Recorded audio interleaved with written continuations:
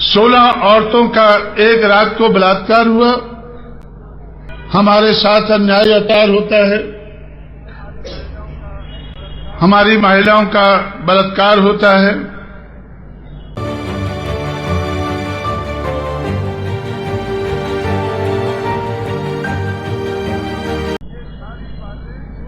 ये सारी बातें रो रो कर वो चिल्लाता है, सदियों से चिल्लाता है। जब मैं उनको कहता हूं कि अगर इन सारी मुश्किल मुसीबत का हल करना है तो हमें हुक्मरान बनना होगा, क्योंकि मैंने मुट्ठी भर पठानों को देखा है, मुट्ठी भर मुगलों को देखा है, बहुत कम संख्या वाले अंग्रेजों को देखा है, और अंग्रेज जाने के बाद 15% ऊंची जाति के लोगों को देखा है। इन सारे हुक्मरानों को मैंने देखा है, इनके ऊपर अन्याय अत्याचार नहीं होता है, इनकी महिलाओं का बलात्कार नहीं होता है। क्यों नहीं होता है? क्योंकि यह अन्याय अत्याचार हुक्मरान के साथ नहीं होता है। अगर हमें भी अन्याय अत्याचार का अंत करना है, अगर और कुछ नहीं चाहिए, सिर्फ इतनी ही चाहत है कि हमें अन्याय अत्याचार का अंत करना है, तो उसके लिए भी हमें हुक्मरान बनना जरूरी है। देश तो बहुत बड़ा है, ये जरूरत तो बहुत बड़े समाज की, 85 करोड़ लोगों के समाज की, इस देश की 100 करोड़ आबादी में से 85 करोड़ लोगों के समाज की ये जरूरत है।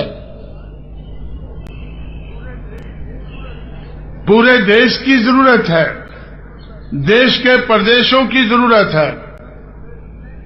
जब उत्तर प्रदेश में अन्याय अत्याचार बढ़ा, उसके खिलाफ उठकर जिनके साथ अन्याय होता था उनको हमने तैयार किया, उनकी कोई शक्ति बनाई,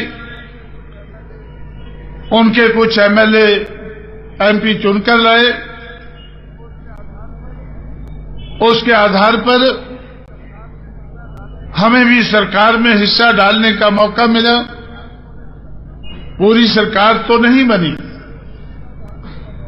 सिर्फ हिस्सा डालने का मौका मिला।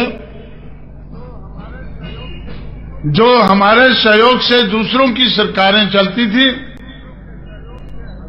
दूसरों के सहयोग से हमें भी सरकार बनाने का, चलाने का मौका मिला।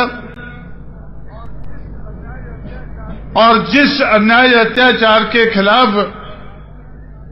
मेरी गैरहाजिरी में मायावती संघर्ष कर रही थी,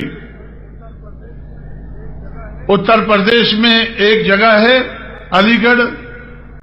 आप लोगों ने, खासकर अंबेडकर के मानने वाले लोग, अलीगढ़ आगरा के बारे में यहां भी जानते होंगे कि अंबेडकर मूवमेंट श्री बीपी मौर्य, संघप्रिया गौतम के माध्यम से उस क्षेत्र में चली थी।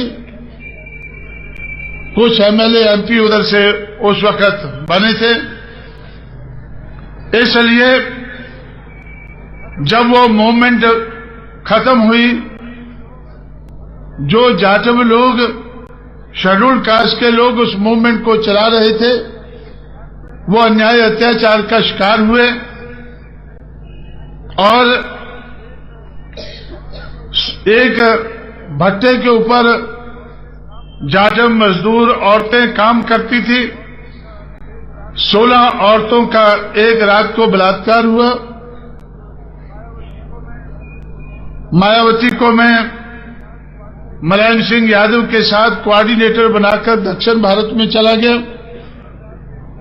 कि अन्याय अत्याचार के खिलाफ आप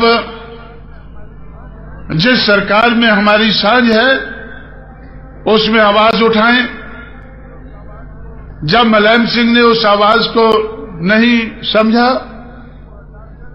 तो मुलायम सिंह को हटाकर मायावती को मुख्यमंत्री बनाया गया। I thought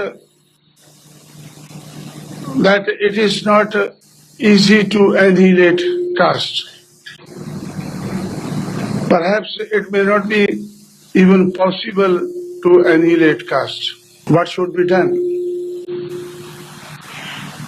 So I reached a conclusion that I must take note of caste. Caste is a factor which should not be wished away. We should not try to wish away the caste. Caste is a big factor in India, and wherever the people from India go, if they don't carry anything with them, at least they carry their caste.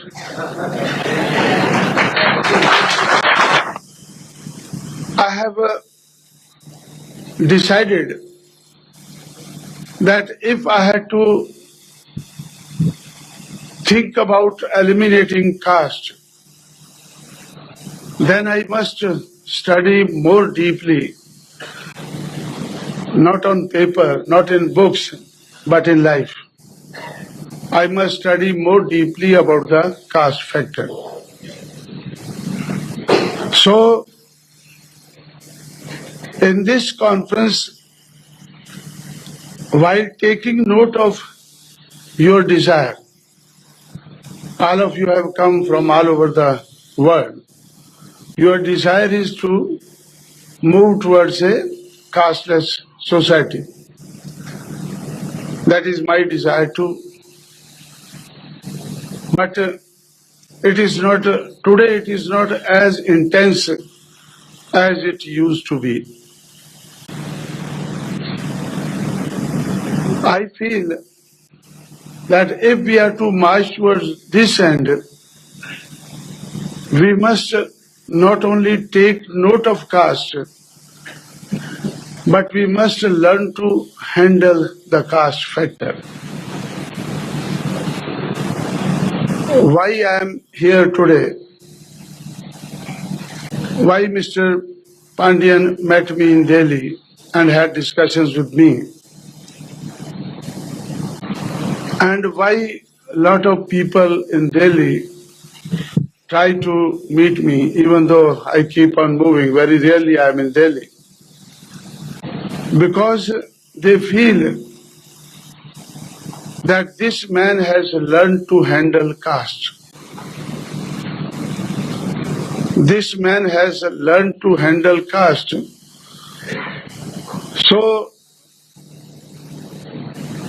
I feel that even if we want to acquire a new vision towards a casteless society, even for that thing, we must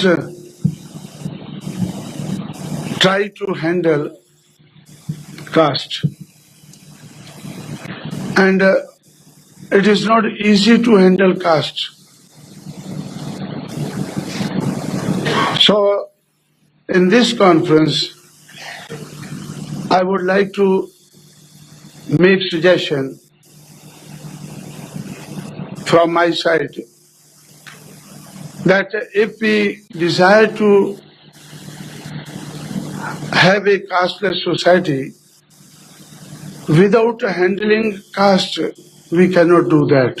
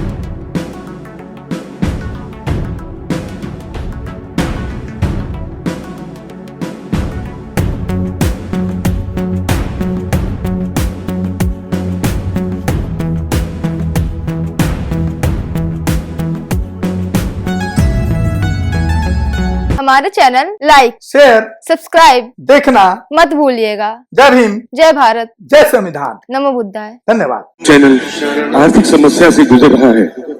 अगर आप बहुजन समाज में बाबा साहेब अम्बेडकर और तथागत बुद्ध की विचारधारा को अधिक से अधिक लोगों तक पहुंचाना चाहते हैं तो हमें आर्थिक सहयोग प्रदान करें, ताकि हम अपने चैनल के माध्यम से देश विदेश में समता, बंधुता, एकता और संवैधानिक अधिकारों को ज्यादा से ज्यादा लोगों तक पहुंचा सकें।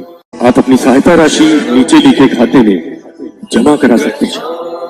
खाता धारक गौतम रत्न, खाता संख्या 3169576865